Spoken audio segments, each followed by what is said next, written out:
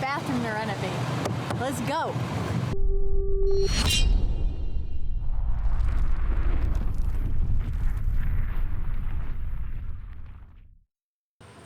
What's up, guys?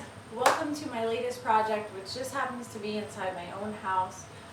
When me and my boyfriend bought it a few years ago, we've redone everything in this house so far besides the bathroom. So this is one of the projects I've been dying to get to. So luckily I partnered up with Home Depot and Marazzi tile to get this project underway. So I just want to give you a quick recap of what we've done so far and what we are getting ready to do next. So what we've done so far in this bathroom is we've pretty much almost gutted it to the studs. It used to be a tub here, but we are going to make it a stand-up shower instead. We removed some of the walls that were kind of enclosing the bathroom. It's not the biggest space as it is, so we thought maybe retracting some of these partition walls that were put in here in the 70s would make it feel a little bit more open. So now you see we have this barricade here for the shower. What we've done was we've set our height so that we can pour self-leveler in here, and then that will give us a nice flat base when we put our shower tray down, so that our shower tray isn't all wobbly, and then we have a nice flat surface to stick that to. Once the self-leveler is all cured, we can then remove these dams, and then we'll have a nice start to our shower. So as far as out here goes, we started prepping the floor. We are going to go back over this old terrazzo with some tile from Marazzi. It is part of their antimicrobial line. So stay tuned for that. The next steps for this is we've already scarified the floor. So what we did was we just went over it with a grinder and we just like scarified it, kind of like buffing your nails when you go to the nail salon, if that makes any sense. And then we are going to go over it with a liquid anti-fracture membrane. What that does is if there's any cracks that happen in the substrate over here, it helps it to not transfer to your tile install. So it's just extra insurance for that. Then once we're done with that, we can plan our layout, dry lay all the tiles, and we can get our cuts ahead of time. This way it makes laying the floor super easy and smooth. So stay tuned. We got some awesome stuff coming up, and thanks for watching. Alright guys, so right now I am just finishing up setting my first row, following the control line that I set previously. Basically, all I'm doing is setting my row along this line so that it's my first row that I'm going to follow across the entire floor. It's usually the most important, well, not usually, is the most important row, because everything follows suit off of that. So basically, right now what I'm doing is I'm setting my notches. I chose a 1/2 inch notch trowel. That's determined based off of your substrate and the size of your tile usually. So you wouldn't use something this big for like a small subway tile. It would just be way too much to set. So I chose that for my tile, which is a 12 by 24. So now I just want to talk a little bit about porcelain tiles and the benefit of them. They are easy to keep clean. Bacteria doesn't fester into the tiles because bacteria can't penetrate through the tile. So that eliminates odor-causing bacteria. And these tiles that I'm installing, they're part of the Marazzi EpiClean tile campaign. So I'm doing this project in partnership with the Home Depot, and they have been so gracious to work with me on this project. I love tiles. Obviously, I'm not a tile chick, so anything we can do now to eliminate bacteria and keep our family safer in the home is a win. And tile is definitely that.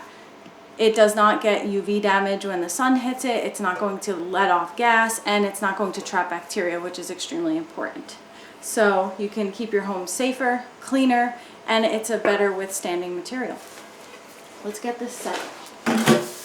So now what I'm going to do is what we call in the tile world burning in the thinset. And what this does is when you burn in the thinset, which is you're using the flat edge of your trowel to skim your substrate and to skim your tile, then you go and you do the notches.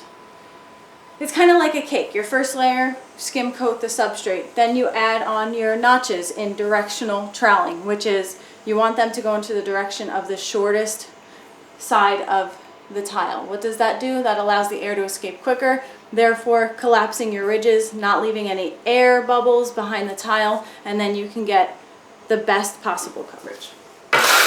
So I'm going to show you.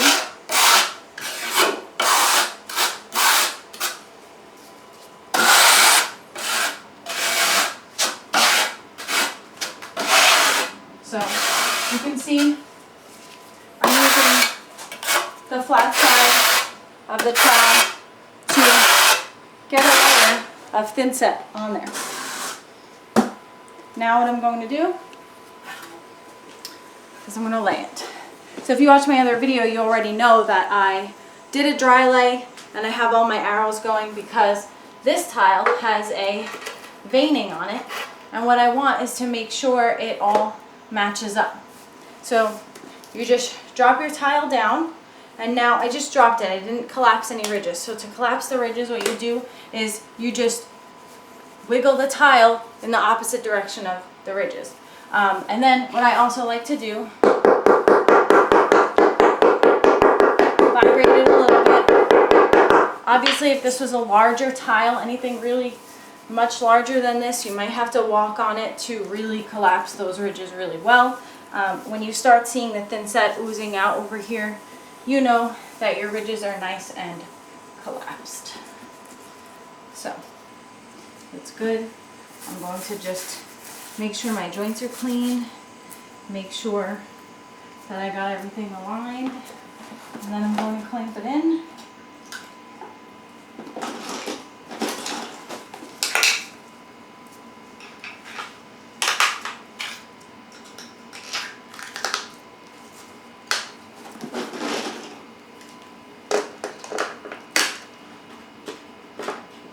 One at a time.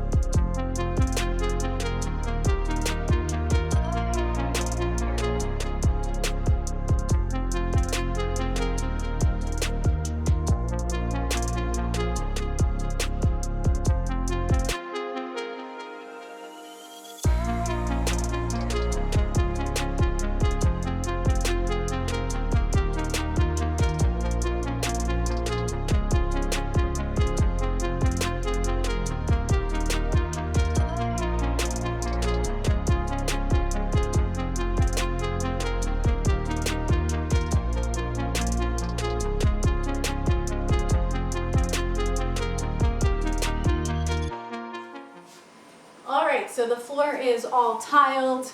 The next step is to clean your grout joints. I've already done that. I didn't get any footage doing it, but I basically took out all the spacers or clips or whatever you use, and then you want to clean out the grout joints really good to get it ready for grout, which is going to be what I'm going to do next. Quick demonstration just to share some tips with you guys, what I use to clean the grout joints. I use a combination of just a small bucket with some warm water in it, a box cutter with a knife, blade, whatever, and then basically what you want to do is you just go along the grout joint and scrape. Now you want to be careful because it just all depends. This is a floor, so I'm not worried about scratching the substrate. If I was doing this on a wall where there was foam board behind my tile, you want to be very careful with what you're using to clean out your grout joint. This could penetrate your waterproofing and then create, a failure in your shower. So you could use something softer, or while you're tiling the walls, you want to be a little bit more careful and clean your grout joints as you go. So after you use this and you want to loosen up some, excuse me, my son, excuse me, here, we'll demonstrate on this because I still have some caked up here. You just scrape it and it loosens up any hardened thinset that's in the joint. The faster you get to it, the easier it is because the thinset has less time to dry. So I scrape that up, and then this came to me in my sleep just to use this like brush just to get in there, like that has really hard plastic bristles. It's not soft like a toothbrush, so I could really scrape and get in there really well. And then you can see it like really cleans it nice. And then I go on with a sponge and wipe it nice and clean. And pretty much you're ready for a grout. You can dry it off with a microfiber rag and then grout immediately. So that's my tips for preparing your tile for grout. You always want to make sure that you don't have like gunked up thinset because then it's going to affect your grout. Alright guys, so I'm grouting now. I'm using Flex Color CQ, and this is Haze premix grout. And basically, not a lot of people have the greatest experience with this. However, this is right now, my favorite grout. For many reasons. One of the reasons being, I feel like there's something attached. So one of the many reasons being that it's my favorite is it's pre-mixed. So you have little to no chance of having grout variation because it's not being mixed by a human. So it eliminates the human error, which I like.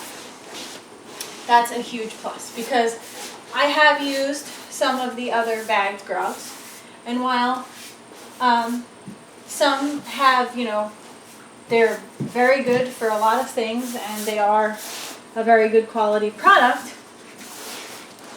the bagged grouts, if you don't mix it perfectly, you can end up screwing up the color in your grout joint, and there is like literally nothing worse than having variating color in your grout joints and then having to fix that. So, and it's really hard to tell if the color is going to be messed up until it's all the way dry. And so once you have everything all dried, now you have to go back and either dig it out to fix it and start all over again. So I don't even like to take the chance. I put this down and I know it's going to dry the same color, and it's made this color, so I don't have to really worry about that. So that's one of the biggest bonuses to this product. It's acrylic based grout, so it's not cement based again, so it's made with this color in it, and it's very strong. So with a premixed grout, and more specifically with the grout that I'm using, if you've been following me, you've seen my method. So you see that I grouted a few joints already. What I like to do is let it dry a little bit so that it's a little hardened. It's still a little wet there, so I'm going to keep going to the next row. I like to use the 2-bucket system where I use 1 bucket for my dirty water, 1 for my clean, and all of the Mape premixed grouts come with this sponge, which gives off like a soapy texture, which it helps pull up the dried on grout from your tile. So I'm going to keep going a little bit, and then I will show you what I do to clean it up. So I have about 2 rows done. So now I'm going to dump my sponge in 1 bucket. This will be my clean bucket. Bring it out really well. I don't want it to be too soaking wet. Then I go over to where I started. This one here. I go over to where I started and I just rub in a circular motion, and you'll feel the grittiness of the grout that has dried out here. And what this will do is it will start pulling it up a little bit. So I just go in light circular motions because what I don't want to do is pull out any of the grout from the joints. I want to make sure that it stays nice and full.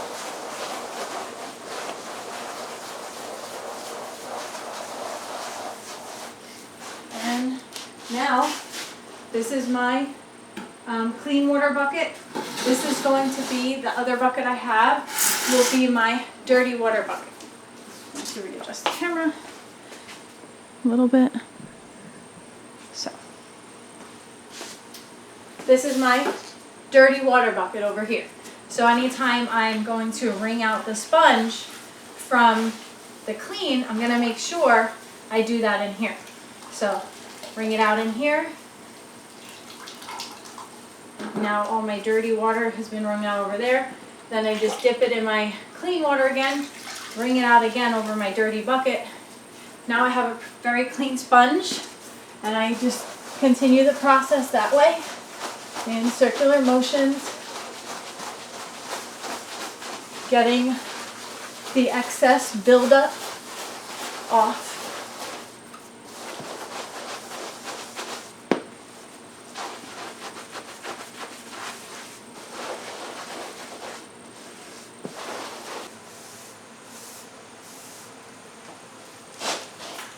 And that's it. You're done. I'm going to let it dry for a few minutes. Then what I'm going to do is I'm going to go back and I will be able to pick up all these pieces. And then, well, I'm going to let it dry for more than a few minutes, maybe a few hours. Then I'll come back and hit it with a solution and then wipe it down with a microfiber rag, and that will get up any excess that I might have missed and even be able to sweep up these chunks without compromising the grout joints, and then we're good to go. So thanks for watching. Okay, so the next step after you've grouted everything and you let it dry for a few hours, what I like to do is come back and spray it with this solution. It's called Bostic Blaze, and basically what this will do is clean up any leftover grout haze. And I have some like grout chunks here that I will sweep up at the very end after I clean it really good with the Bostic Blaze. So I'm going to do that now.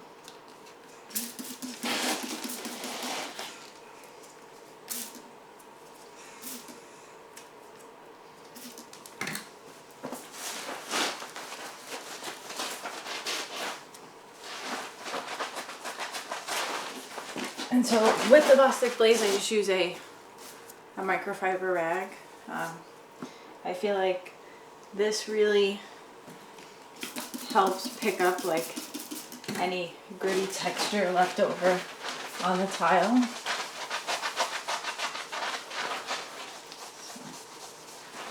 This stuff literally, it just cleans the best. I don't know. It's my favorite. Just use a little bit of elbow grease, microfiber rag, some Bostic Blaze, and you clean your tile down. This will eliminate any leftover grout haze, any leftover grittiness that's on the face of the tile that you might have missed. And then yeah, you will be done. A sweep after this, and then pretty much you can just come back with like a household cleaner before you leave the client's house, and then you have a truly turnkey install, and it is completely clean for your client to come in now and walk on. So yeah, thanks for watching.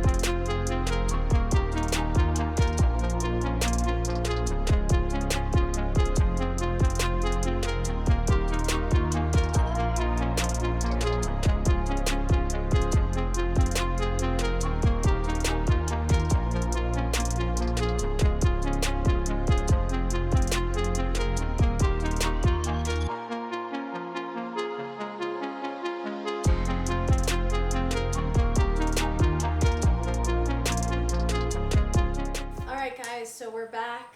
I already laid all the tiles in the shower pan, and I started to lay some of the tiles on the wall. The final thing to do for our floor surfaces now is to just grout the shower pan. I'm going to use the same method as I did before for the floor, and I'm using the same color grout. I'm using the Mapei Flex Color CQ, the cobblestone color. So basically I'm going to do the same method. I'm going to grout. Since it's a smaller area, I'll probably grout the entire first half and then clean it, and then do the same thing for the other half. Yeah, so I'm excited. So I'm just going to throw a glob down, throw another glob down. So since these tiles are smaller and there's a lot more grout joints, I know I'm going to need a lot more product. So I'm going to get a lot of product on here and push it around. And you want to make sure, whenever you're grouting, you want to really make sure you're filling up your joints well. So in these hard to reach spots, I'm going to use the front of my float because I have a lot of control there, so I can get in real well over there. Okay, so now I'm going to start cleaning. I've let it sit for like about 5 minutes. It's a little tacky. So basically what you want to do is just wet your sponge. You want to wring it out real well. You don't want it to be soaking wet. And then you're going to lightly clean the tile. I like to go circular motions, flip it around, circular motions, rinse, repeat. So let's see. So I'm just going to go like this. And again, what I don't want to do is get stuck in a grout joint and accidentally pull out any grout. So that's why I like to go in circular motions. I feel like it works really well. And I go very light. I'm not pressing, I'm holding the sponge like this and literally just going in a circle. It takes a minute or two, but it works real nice and keeps your joints nice and full.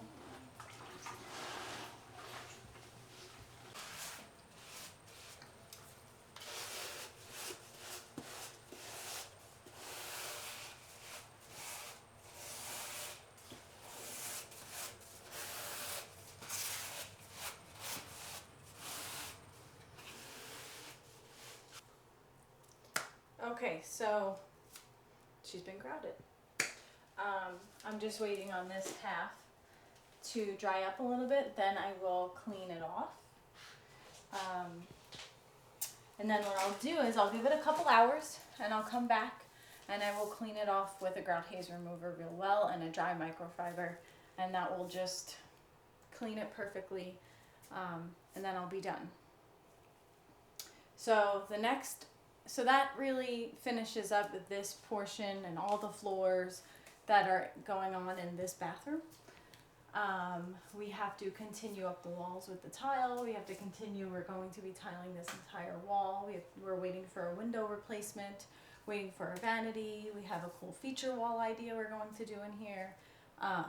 So stay tuned for the final reveal and some more upcoming content of me finishing this bathroom. It is in my house, so we have to fit it in between our other projects, but we'll get it done. And I'm super excited about it because it is long overdue. And I also have to take on some work that I'm not too good at, like drywall, but it's okay. We do what we can. But yeah, that's it. Thanks for watching, and stay tuned for more. And I'm excited about the reveal, so I hope you are too. See you later.